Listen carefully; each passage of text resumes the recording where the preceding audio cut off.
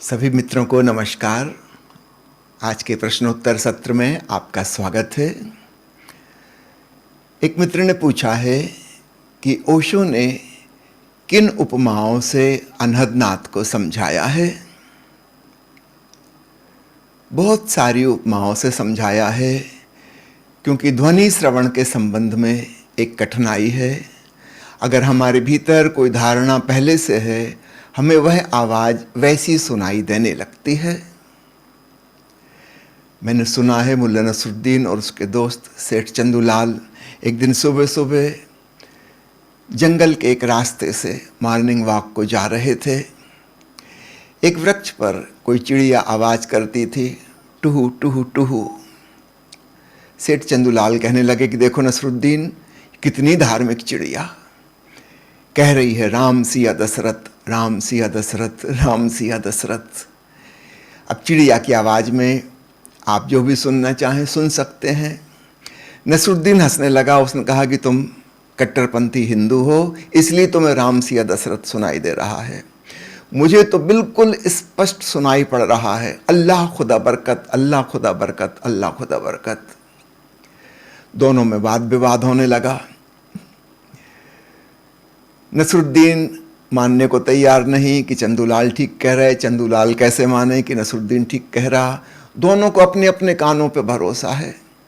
हम ये सोचते नहीं कि कान के पीछे हमारा मन है, मन में हमारे धारणाएं हैं। उन धारणाओं के थ्रू हम देखते हैं, उनके थ्रू हम सुनते हैं, उनके माध्यम से हम जगत का अनुभव करते हैं। दोनों में काफ़ी झगड़ा होने लगा। अंततः उन्होंने तय किया कि ऐसा करो, चलो हम हिंदू मुसलमान सही, हम इंतज़ार करते हैं यहाँ से कोई व्यक्ति गुजरे, उससे हम पूछेंगे कि बताओ चिड़िया कैसी आवाज़ कर रही है। थोड़ी देर उन्होंने इंतज़ार किया। एक व्यक्ति वहाँ से गुजरा, उसको रोका और कहा कि भाई ज़रा गौर से इस चिड़िया की आवाज़ सुनो, वो बताओ यह क्या कह रही है। उस आदमी ने आंख बंद करके ध्यानपूर्वक सुना और उनका बिल्कुल स्पष्ट है, ये कह रही है आलू प्याज अदरक, आलू प्याज अदरक, आलू प्याज अदरक। उससे पूछा तुम काम क्या करते हो? उसने कहा मैं सब्जी बेचने का काम करता हूँ। हम वही सुन पाते हैं, वही देख पाते हैं जैसा हमारा मन है। सच पूछो तो ज्ञान भीतर घटित होता है, बाहर तो केवल अनुमान होता है। यह चुटकुला आपसे इसलिए कहा कि जब हम अनहदनाथ का ज्ञान प्राप्त करते हैं तब भी यही कठिनाई खड़ी होती है। अगर हमारे भीतर मन में पहले से ही कोई धारणा है, हम उस धारणा के अनुरूप सुनने लगते हैं। समझो किसी के मन में बैठी है धारणा राम की, कि ईश्वर का नाम राम है और वह राम राम का हमेशा जाप करता रहा है।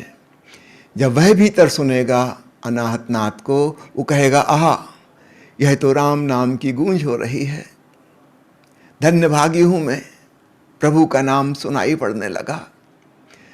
जरूरी नहीं है कि ऐसा किसी दूसरे को सुनाई दे। इसलिए ओशो ने चूंकि सारे विश्व के बुद्ध पुरुषों के वचनों की व्याख्या की है, उन्होंने बहुत सारी उपमाओं से अनाहतनाथ को समझाया है। सबसे ज़्यादा जो उपमा उन्होंने दी है वह है झिंगुर की आवाज़। अंग्रेजी प्रवचनों में sound of cricket, sound of cicada, इसकी उपमा दी है, झिंगुर की आवाज़। उसके बाद दूसरी उपमा जो हम कहें अनहदनाथ की, वो है मधुमक्खियों का जत्था जैसे कहीं से गुजर रहा हो और उनकी एक गूंज, कुछ कुछ उस जैसी आवाज़ है अनाहतनाथ की। ओशो ने कहीं कहीं उपमा दी है कि जैसे मंदिर में कोई घंटा बजा के चला गया, वो जोर की आवाज़ तो खत्म हो गई, लेकिन गुंबद के भीतर, वर्तुलाकार गुंबद इसलिए बनाई जाती थी कि उसके भीतर घंटे की आवाज़ थोड़ी देर तक गूंजती रहे। वो गूंज का जो आखिरी हिस्सा है, जिसकी वॉल्यूम कम होती जा रही है, कुछ कुछ वैसी है अनाहतनाथ की ध्वनि। ओशो ने कहा इसलिए मंदिर के द्वार पर ही घंटा लटका देते थे ताकि स्पष्ट हो जाए कि प्रभु में प्रवेश का जो द्वार है वह घंटनाद है। कुछ ऐसा ही हमारे भीतर बज रहा है।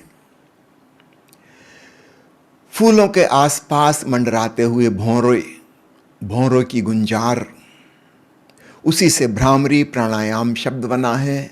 जैसा कि हम लोग नाद ब्रह्म ध्यान में करते हैं, वह भ्रामरी प्राणायाम योग की भाषा में कहलाता है। भौरे की गुंजार जैसा, या दूर कहीं कोई झरना गिर रहा है, काफ़ी दूर, और एक हल्की सी आवाज़ हमें दूर से पता चल रही है, कुछ कुछ वैसी। संत मीराबाई के वचनों पर जब ओशो ने व्याख्यान दिए तो उन्होंने पायल के घुंघरू की आवाज़ की तुलना की।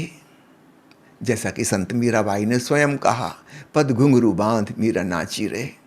ओशो ने कहा असली घुंघरू तो मीरा के भीतर बज रहे हैं, अनाहत नाद के घुंघरू, लेकिन वे अन्य लोगों को तो सुनाई नहीं देते।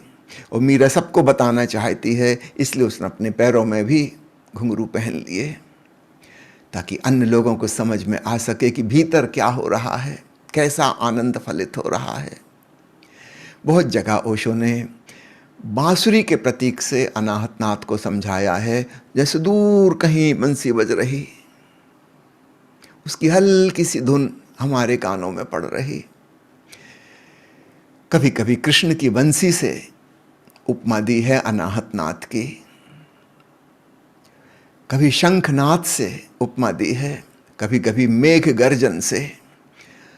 अक्सर यह हुआ है कि जिस बुद्ध पुरुष की वाणी पर ओशो बोल रहे हैं, उसने जिस प्रकार की उपमा दी, ओशो ने उसी प्रकार की उपमा से समझाया। संत कबीर साहब हुए, वो तो कुछ विचित्र ही विचित्र उपमाएं देते हैं, उलट बांसियां, तो ओशो ने उन उपमाओं से समझाया। कबीर साहब कहते हैं बाजत अनहद ढोल रे, वहाँ ओशो ने कहा कि अनाहत नाद ढोल की ध्वनि जैसा है, दूर कहीं ढोल बज रहे हैं, नगाड़े बज रहे हैं, और तुम्हें धीमी सी आवाज सुनाई दे रही है। कुछ ऐसी है अनहत नाद की धुन। कई संतों ने केवल नाम कह के पुकारा। ओशो ने उनके समर्थन में कहा कि बिल्कुल ठीक, उस परमात्मा का वास्तव में कोई नाम नहीं है। हम जो नाम देते हैं, ईश्वर, भगवान, अल्लाह, गॉड, ये तो हमारी भाषा के नाम हैं, ये तो मनुष्यों के द्वारा निर्मित शब्द हैं। इनका निर्माण मनुष्यों ने किया, परमात्मा ने नहीं किया। ऐसा कौन सा नाम है जो स्वयं परमात्मा का है, मनुष्य के द्वारा निर्मित नहीं? तो वो जो अनहद नाद है, कुछ संतों ने उसे केवल नाम कहा, अपनी तरफ से कोई भी नाम ना दिया। नाम सुमिर मन बावरे, ओशो की एक किताब है। दूसरी है अरी में तो नाम के रंग छपी, अरी में तो नाम के रंग छकी, तृप्ति मिल गई, परम संतोष घट गया नाम में डूब के। अन्य जगह ओशो ने ओम से समझाया है, सोहम से समझाया है, रात्रि के सन्नाटे की उपमा दी है, शून्य का संगीत कहा है, फुसफुसाहट की आवाज़ कही है, वृक्षों से गुजरती हवा और पत्तों की सरसराहट की उपमा दी है, दूर कहीं बहती नदी की कलकल ध्वनि या सागर की लहरों का गर्जन दूर से सुन रहे हैं। याद रखिए कि दूर से, क्योंकि अनाहत नाद की ध्वनि अत्यंत सूक्ष्म और धीमी है। कबीर साहब ने कहा है बिन बाजा झंकार, बाजा तो कहीं नहीं है मगर एक झंकार जैसी आ रही है। तो विभिन्न संतों की वाणी पर बोलते हुए ओशो ने भिन्न भिन्न उपमाओं से समझाया। और याद रखिएगा, अलग अलग साधक साधिकाओं को अनहद नाद की ध्वनि अलग अलग ढंग से सुनाई देगी। अगर हम उपनिषद पर जाएं तो विभिन्न उपनिषदों में ऋषियों ने जो व्याख्या की है अनहद नाद की, उन सबको अगर हम संक्षिप्त में करें तो 10 प्रकार की ध्वनियों का वर्णन किया है। ऐसा नहीं कि एक ही व्यक्ति को सारी ध्वनियाँ सुनाई दे जाएंगे, ये अलग अलग प्रकार के लोग हैं। समझो किसी ने झींगुर की आवाज़ कभी सुनी ही नहीं, महानगर में रहता है, 50वीं मंजिल पर रहता है, वहाँ न बगीचे हैं, न झाड़ पेड़ हैं, न झींगुर हैं, और महानगर के शोरगुल में कहाँ झींगुर की आवाज़ सुनाई देगी। अगर वह अनहद नाद सुनेगा, वो कभी भी झींगुर की उपमा नहीं देगा, वो जानता ही नहीं झींगुर की आवाज़ कैसी होती है। तो उपमा भी हम अपने अनुभवों पर आधारित देते हैं, इसलिए स्वाभाविक है हर व्यक्ति अलग अलग ढंग से उपमा देगा।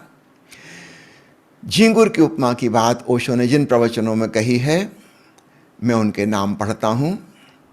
माटी कहे कुम्हार से 1, रोम रोम रस पीजिए 5, शून्य समाधि 5, संभावनाओं की आहट 5, साक्षी की साधना 5, भारत का भविष्य 6, नए मनुष्य का धर्म 8, असंभव क्रांति 2, असंभव क्रांति 4, असंभव क्रांति 7, साधना सूत्र 4, एक ओंकार सतनाम 13, एस धम्मो सनंतनो 89, कहे कबीर दीवाना 6, महावीर वाणी 7, महावीर मेरी दृष्टि में 11, ताओ उपनिषद 8, ज्योत से ज्योत जले 3, अमी झरत विकसत कंवल 3, गीता दर्शन अध्याय 4 प्रवचन 4, गीता दर्शन अध्याय 4 प्रवचन 11, गीता दर्शन अध्याय 6 प्रवचन 7,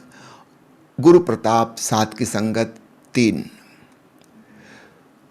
ये थोड़े से प्रवचन जो मैंने कहे, इनमें ओशो ने झींगुर की आवाज़ से अनाहत नाद की उपमा दी है। गहरे पानी पैठ ओशो की एक बहुत प्रसिद्ध प्रवचन माला है, जिसमें रहस्यमयी चीज़ों को उन्होंने उजागर किया है। इसमें मंदिर को समझाते हुए ओशो ने विशेष रूप से घंटे की ध्वनि का जिक्र किया है। मंदिर का पूरा निर्माण इस भांति किया गया, उसका आर्किटेक्ट, कि ध्वनि ज़्यादा से ज़्यादा देर तक गूंजती रहे। कोई साधक बैठा है मंदिर में प्रार्थना की भाव दशा में, आते जाते लोग घंटा बजा जाते हैं और काफ़ी देर तक गुंबद मुस की आवाज़ गूंजती रहती है, और वो साधक बैठा बैठा सुन रहा है। स्वाभाविक है घंटे के नाद के आखिरी हिस्से को, जो कि बहुत धीमी वॉल्यूम का हो गया है, उसे सुनते सुनते यह साधक अनहद नाद में डूब जाए। मंदिर का यही मकसद था। मंदिर से मुझे याद आया, ओशो की एक किताब है मिट्टी के दिए। इसमें जो सबसे पहली कहानी है, इसमें बहुत सारी कहानियां हैं ओशो के द्वारा लिखी गई, बोली गई, अधिकांश हस्तलिखित। उनकी पांडुलिपि भी ओशो की हस्तलिपि में मौजूद हैं, अभी आप चाहें तो देख सकते हैं।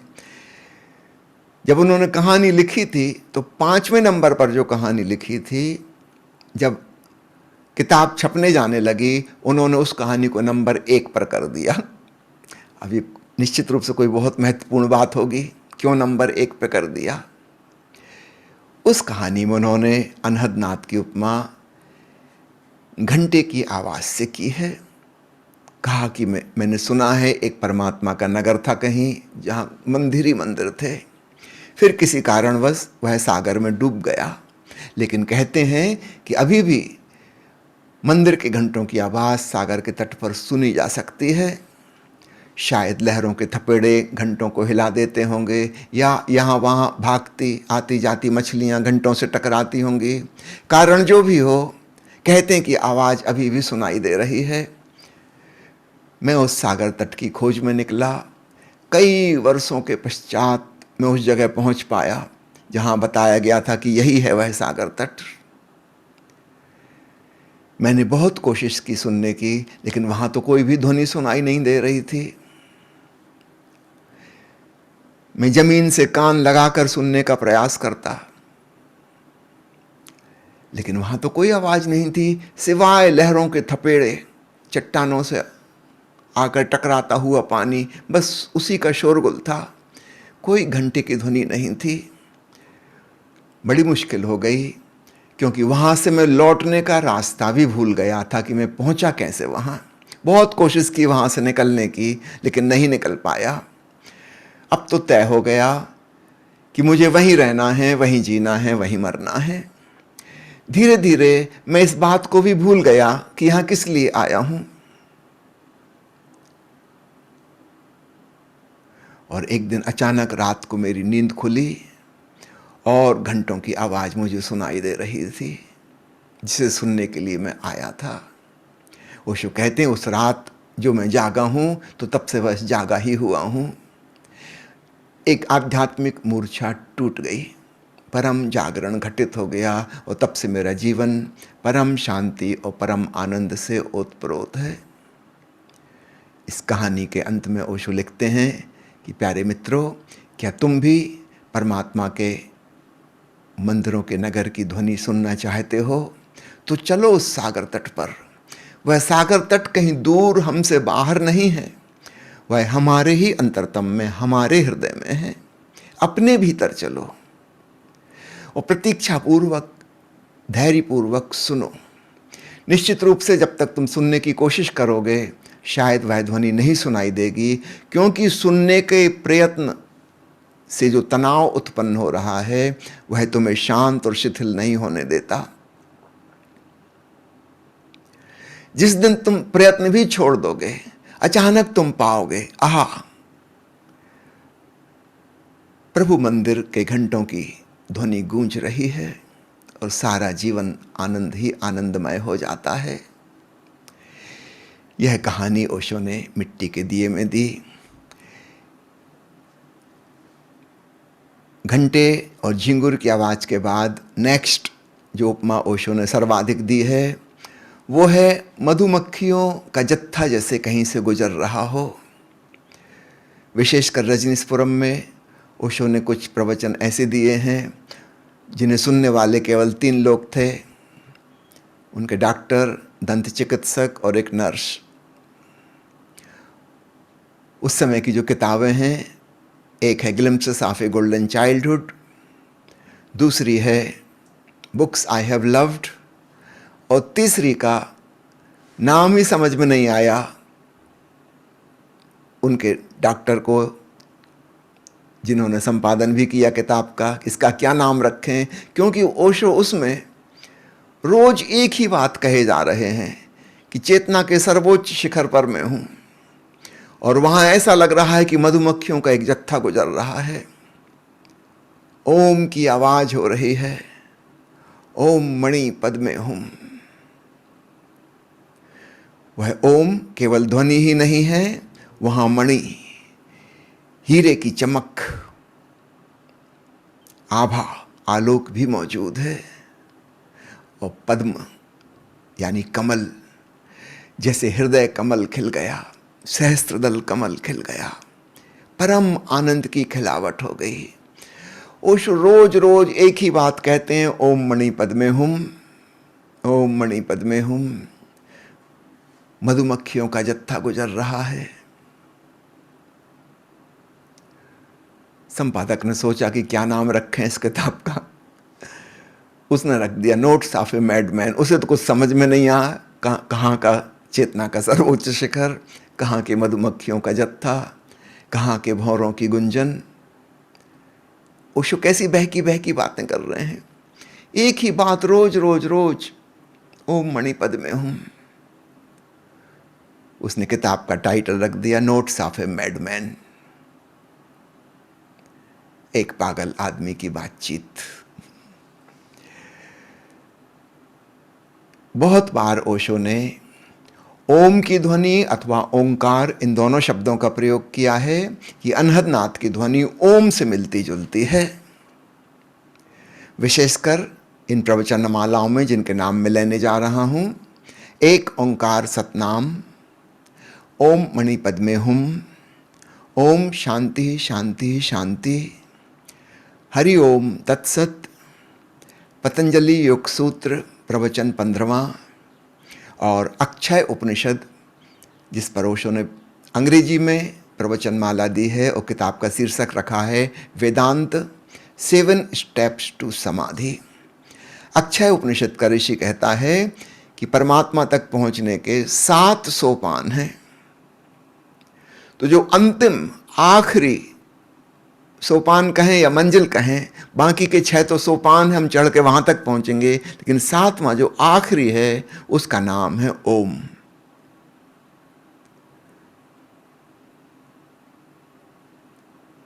आखिरी सोपान। ओंकार की ध्वनि गूंजने लगी तो मंजिल पर आ गए। अन्य जगह ओशो ने राम राम राम के उच्चारण से मिलती जुलती ध्वनि बताया है अनाहत नाथ को। विशेषकर इन 7 किताबों में उन्होंने शीर्षक ही वैसा चुना है। याद रखिएगा, इन शीर्षकों में राम से तात्पर्य अयोध्या के राजा दशरथ के पुत्र राम से नहीं है, बल्कि भीतर गूंज रहे अनाहत नाथ के संगीत से है, जो कि कुछ कुछ ओम जैसा या कुछ कुछ राम जैसा कहा जा सकता है।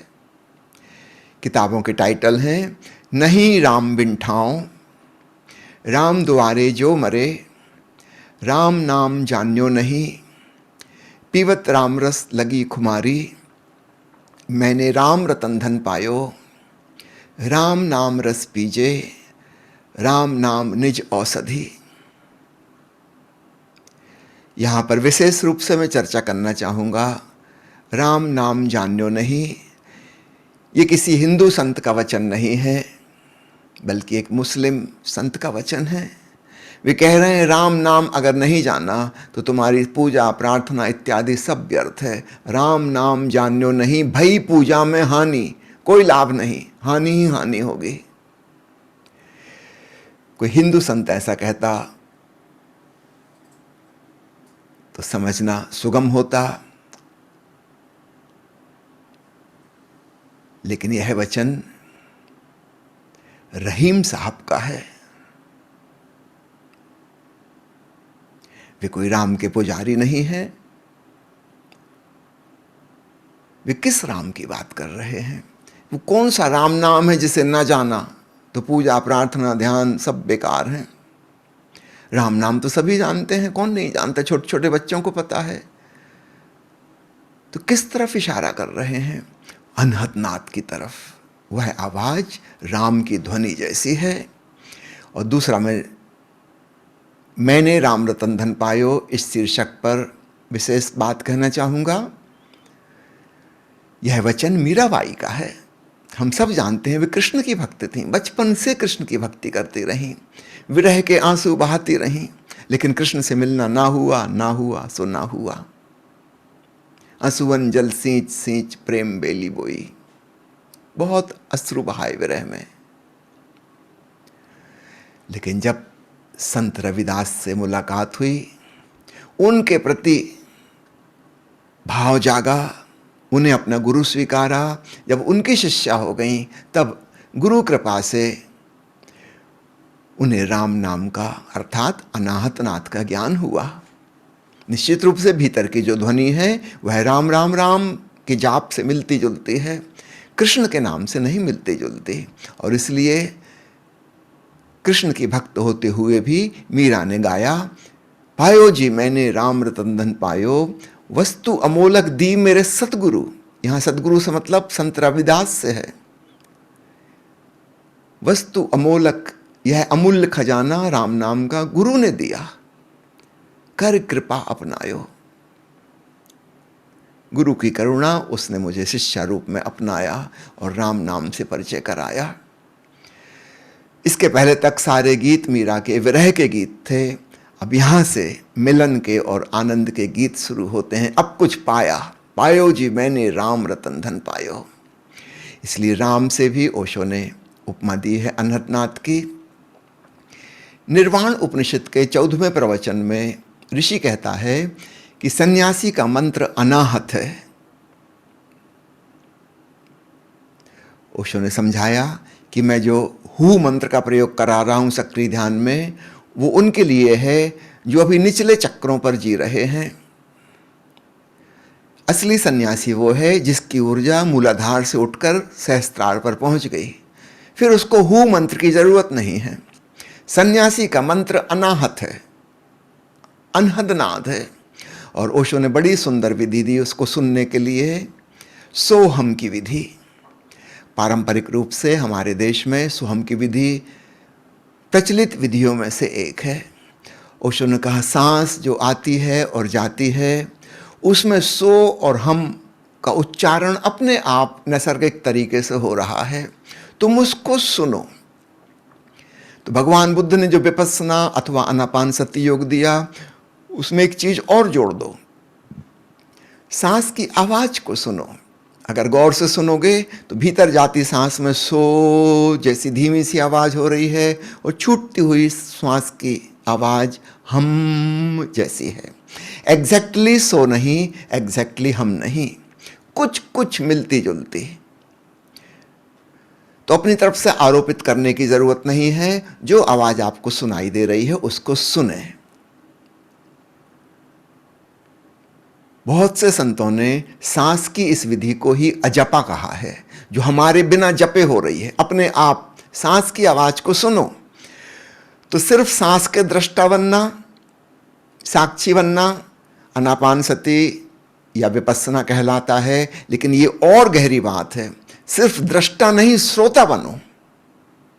सांस की आवाज को गौर से सुनो, इसमें दृष्टा भाव तो अपने आप ही आ गया। सुनने भी लगे। फिर बीच में एक ऐसा क्षण आएगा जब सांस भीतर गई और बाहर को पलट रही है, 1 सेकंड का गैप। और चूंकि हम सुनने में तल्लीन थे और सांस की कोई आवाज हो नहीं रही, हवा ना अभी जा रही है ना आ रही है, बीच में क्षण भर को ठहरी है, टर्निंग पॉइंट पर, मोड़ के बिंदु पर। उस क्षण में अनाहत नाद सुनाई देगा। वही घटना दोबारा घटेगी जब सांस बाहर आ गई और भीतर मुड़ने को है, अभी मुड़ी नहीं, क्षण भर के लिए फिर अंतराल आ गया। उस अंतराल में अनहद नाद सुनाई देगा। तो ओशो ने यह विधि दी निर्वाण उपनिषद में कि सोहम की साधना करो, अर्थात आती जाती श्वास की आवाज को सुनो और अंतराल में अपने आप अनाहत मंत्र, महामंत्र प्रकट हो जाएगा। इसके बाद 15वां प्रवचन निर्वाण उपनिषद का, आखिरी प्रवचन उस शिविर का, जिसमें ऋषि ने कहा कि यह सूत्र, ये रहस्य उसी के लिए उजागर करना जो तुम्हारा पुत्र है अथवा पुत्रवत प्यारा शिष्य है। हर किसी से मत कह देना। ओशो ने कहा कि मैंने तुम्हें अपना पुत्रवत शिष्य जानकर ये बात कही है। ये रहस्य रास्ता चलते आदमी को नहीं बताए जाते। ये गोपनीय मंत्र सबके लिए नहीं है। यदि आप उस भाव से नहीं आए हैं, श्रद्धा के, प्रेम के, शिष्यत्व के भाव से, तो ओशो ने कहा मुझे फिर क्षमा मांगनी पड़ेगी निर्वाण उपनिषद के ऋषि से। फिर मैंने भूल कर दी। जब ओशो ने ये बात कही कि मुझे क्षमा मांगनी पड़ेगी, तब सभा में बैठे बहुत लोगों के आंसू बहने लगे, रोना फूट गया। अगर आप वो प्रवचन सुनेंगे, आपको उसमें कई लोगों के रोने की आवाज़ सुनाई देगी। ओशो ने कहा इतनी गहरी बातें तुम्हें बताई हैं, लेकिन यह जानकर कि तुम इसी योग्य हो। अगर कोई भूल चूक से आ गया है, जो शिष्य भाव से नहीं आया था, जिसने प्रेम से मेरी बातें नहीं सुनी, तर्क वितर्क और भीतर ही भीतर वाद विवाद चलता रहा, खंडन मंडन चलता रहा, तो कृपया मेरी बात को भूल जाओ। मैंने तुमसे कुछ भी नहीं कहा, यही समझना। तो सोहम मंत्र को भी अनाहत मंत्र में जाने की एक विधि ओशो ने बताई। एस धम्मो सनातनो में जहाँ ओशो ने धम्मपद पर प्रवचनमाला दी है, उसमें एक जगह ओशो ने कहा है परमात्मा धीमे धीमे फुसफुसाता है, वह जोर से नहीं चिल्लाता, उसकी आवाज़ फुसफुसाहट जैसी है। तुम बहुत गौर से सुनोगे तो ही सुनाई देगी। जरा तुम्हारे भीतर विचारों का कोलाहल मचा कि तुम प्रभु की आवाज़ सुनने से चूक जाओगे। ओशो का बहुत लोग कहते हैं कि हम ईश्वर से मिलना चाहते हैं। तुम चाहते तो हो, लेकिन पहले तुम शांत बनो, श्रवण में कुशल बनो, धीमी आवाजों को सुनना शुरू करो। परमात्मा जोर से नहीं चिल्लाता, धीमे से तुम्हारे कान में फुसफुस आएगा। अगर तुम तैयार हो, शांत हो, श्रवण में कुशल हो, तो ही तुम उसकी आवाज सुन पाओगे। इस धम्मो सनातनों में ही एक जगह उन्होंने कहा कि एक वृद्ध सज्जन आए और कहने लगे कि भगवान, मुझे तो ध्यान से बहुत डर लगने लगा, मैंने ध्यान करना ही बंद कर दिया। उसने क्या पूछा, क्या हुआ? वे कहने लगे कि अरे ऐसा लगता है कोई भूत प्रेत मेरे पीछे पड़े हैं। जैसे ही शांत होता हूँ, सजग होता हूँ, भाएं भाएं की आवाज आती है। ओशो को हंसी आ गई। ओशो ने कहा कि वो भाएं भाएं की आवाज नहीं है भूत प्रेत की, वो साए साए की आवाज है, वह परमात्मा की आवाज है। प्रभु तुम्हें पुकार रहा है। वो वृद्ध सज्जन कहने लगे, नहीं भगवान, भाएं भाएं की आवाज है। उसने कहा, संतों ने उसी को अनाहतनाथ कहा है जिसे तुम बाएं बाएं कह रहे हो। वो रात्रि के सन्नाटे जैसी साए साए हैं। साए साए और भय मिलके भाएं भाएं हो गए। तुम जरा भय को छोड़ो, सुनो गौर से, साए साए की मधुर धुन गूंज रही है। तो ओशो ने साए साए से भी उपमा दी है। संत कबीर पर बोलते हुए तो बहुत उपमाएं दी हैं। कबीर साहब को तो आप जानते ही हैं, उलट बांसियों के गुरु। बड़े विचित्र अंदाज से अपनी बातें कहते हैं। एक जगह उन्होंने कहा है, ढोल की उपमा देते हुए, उनका प्रसिद्ध पद है, घूंघट के पट खोल रे तो ही पिया मिलेंगे।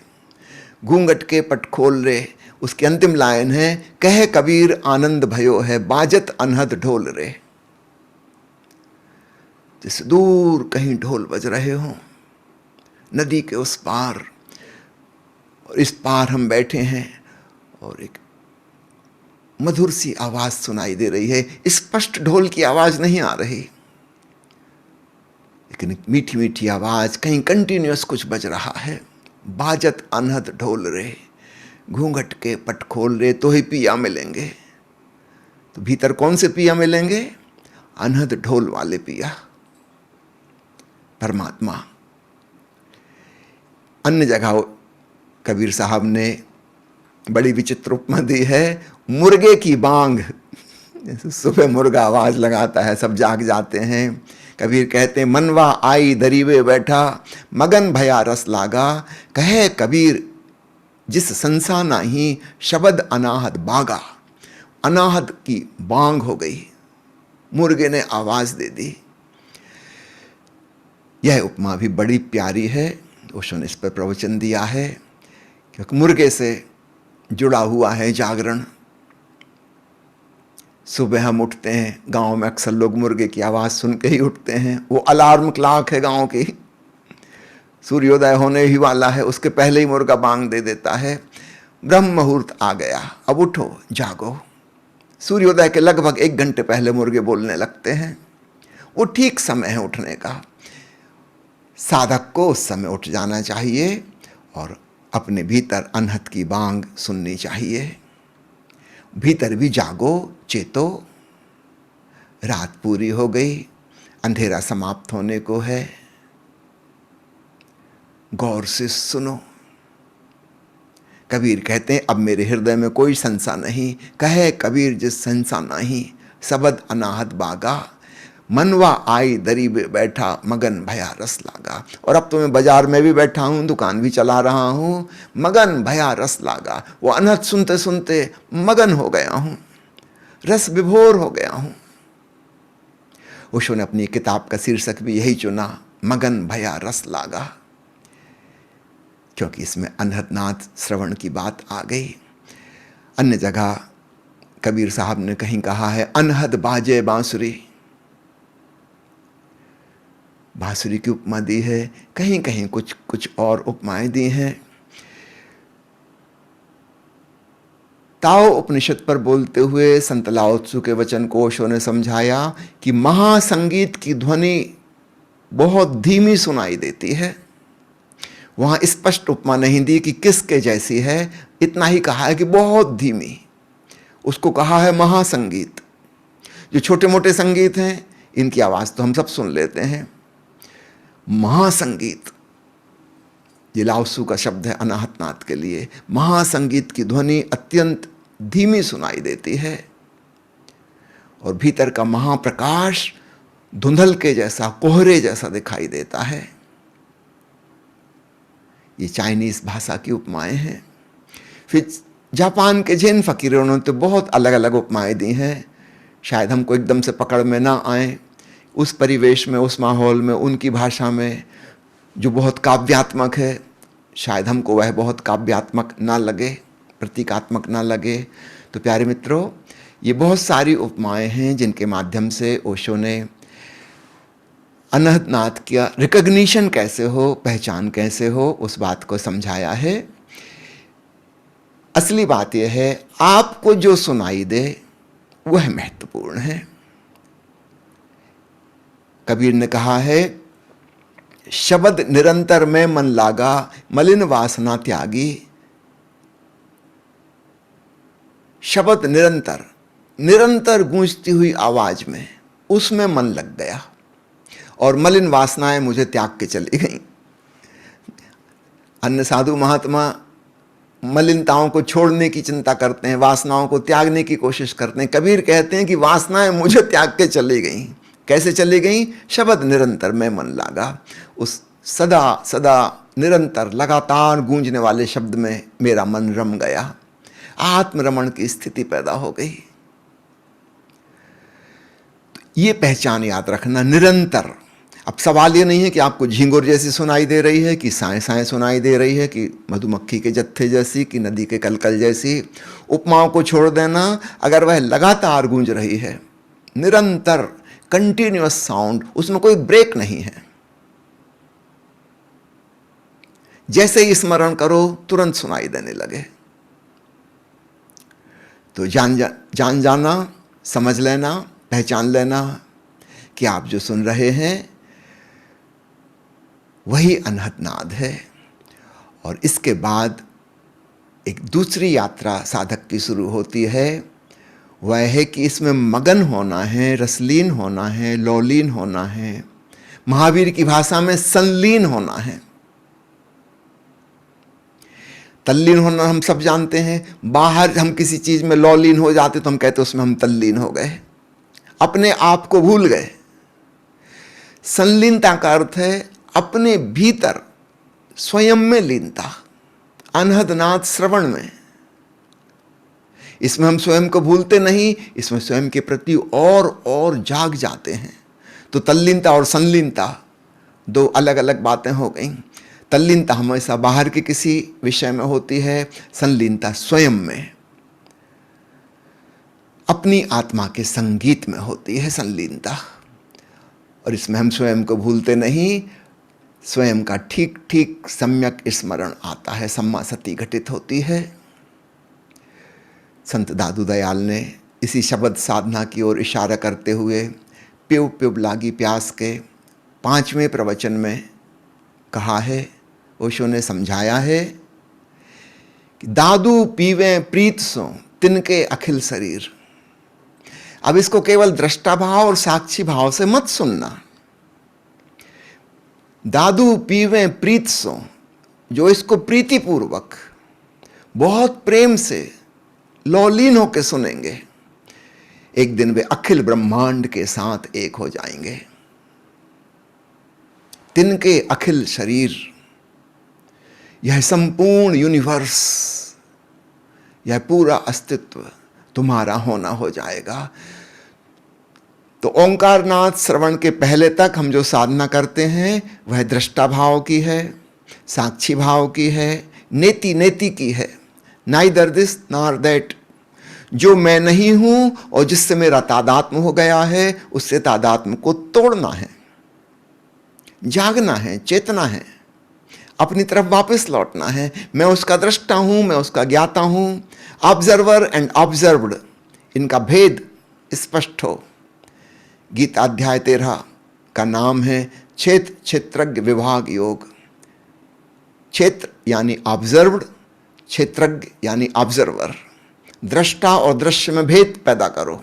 भेद विज्ञान महावीर इसे कहते हैं। लेकिन एक बार जब अनहदनाद सुनाई देने लगा, अब यहां से साधना का आयाम बदल जाता है।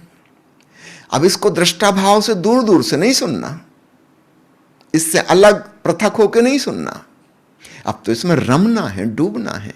एकात्मीयता वो तो प्रेम से होगी। दादू पीवे प्रीत सो तिनके अखिल शरीर। अभी 2 दिन पहले ही मैं ओशो का एक अंग्रेजी प्रवचन सुन रहा था। किसी ने पूछा है उसमें कि मुझे लहरों की आवाज़ जैसी सागर की आती हैं, ऐसी लगातार आवाज़ सुनाई देती है, कहीं यह मेरे ब्लड सर्कुलेशन की आवाज़ तो नहीं है, रक्त परिवहन की? ओशो ने कहा नहीं, यह रक्त परिवहन की आवाज़ नहीं है, क्योंकि प्रश्न में तुमने ये भी लिखा है कि बड़ी आनंद की अनुभूति होती है। स्पष्ट है कि तुम अनाहत नाथ को सुन रहे हो। तुमने उपमा दी है सागर की लहरों जैसी। तुम जो चीज़ जानते हो उसी से उपमा दोगे। फिर ओशो ने समझाया कि अब इसको कैसे सुनना है। एक चुटकुले से, छोटा सा चुटकुला है लेकिन बड़े गजब अंदाज में ओशो ने उसका प्रयोग किया। और फिर चुटकुले के बाद उन्होंने कहा कि वैसे मत सुनना जैसे तुम अपनी पत्नी की आवाज सुनते हो, कि पति की आवाज सुनते हो, कि जैसे कोई युवक अपने पिता की आवाज सुनता है। बीच में ऑलरेडी एक दुश्मनी की दीवार खड़ी है। नहीं, वैसे नहीं। जैसे कोई प्रेमी अपनी प्रेयसी की आवाज सुने, जैसे कोई कवि पंछी की आवाज सुने। प्रेम भाव से सुनना, मगन होकर सुनना। जैसे कोई संगीत प्रेमी संगीत की महफिल में बैठा हो और बड़े प्यार से सुन रहा हो, ऐसे लौलीन होके, तल्लीन होके सुनना। और तब ओशो ने कहा एक दिन वह आएगा जब तुम पाओगे कि जिसे तुम सुन रहे हो वही तुम हो, तत्वमसि। तुम्हें एहसास होगा कि पहले जिसे मैं अनहद नाद या नाद ब्रह्म कह रहा था, परमात्मा का संगीत कह रहा था, अरे यह तो मैं ही हूं। अहम ब्रह्मास्मि अनल हक। इस बात को पुनः एम्फेसाइज कर दूं, अध्यात्म की साधना के 2 हिस्से हैं। पहला हिस्सा है ध्यान, जिसमें दृष्टा भाव, साक्षी भाव, तादात्म्य तोड़ना, नेति नेति की प्रक्रिया से हम गुजरते हैं, भेद विज्ञान। दूसरा पक्ष सकारात्मक है, पॉजिटिव है। अब तोड़ना नहीं है, जुड़ना है, अपने स्वरूप में लीन होना है। और अनहद नाद सुनते सुनते जब तुम एकात्म हो जाओ तो समझना मंजिल आ गई। हम द्वैत भाव रखकर भी सुन सकते हैं। कबीर ने मजाक उड़ाई ना, जिन खोजा तिन पाइयां गहरे पानी पैठ, मैं बोरी डूबन डरी रही किनारे बैठ। मैं किनारे जाके बैठ गई सागर की और सुन रही थी लहरों की आवाज। किसी ने कहा यही है सागर। मैं किनारे किनारे तटस्थ दृष्टा भाव से देख रही थी सागर को। नहीं, इस भाव से नहीं।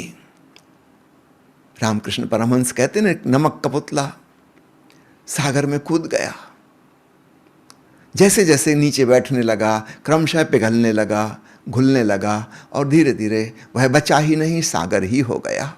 या तो ये कह लो पुतला बचा ही नहीं, या यह कह लो कि पुतला सागर स्वरूप हो गया। तो जहां से अनहद नाद श्रवण हुआ वहां से साधना का आयाम बदलता है। इसके पहले तक ध्यान था, अब भक्ति होगी। पहले होश मुख्य बात थी, अब प्रीति मुख्य बात होगी। पहले ध्यान था, अब समाधि होगी। पहले जगत से तादात्म्य तोड़ना था, अपने तन मन से, विचारों भावनाओं से तादात्म्य तोड़ना था। अब ओंकार से, अंतराकाश से नाता जोड़ना है। वो ध्यान वाली टेक्निक यहाँ काम नहीं आएगी, वो बाधा बन जाएगी। तुम अनंत के सागर के किनारे पहुंच गए और वहाँ किनारे बैठे हो, दूर दूर से देख रहे हो, तो बात नहीं बनेगी। मंजिल पर आकर भी मंजिल से चूक गए। इसलिए आपने तो पूछा है नाथ की पहचान रिकग्निशन के लिए ओशो ने क्या क्या उपमाएं दी हैं, वो तो मैंने आपको बता दी।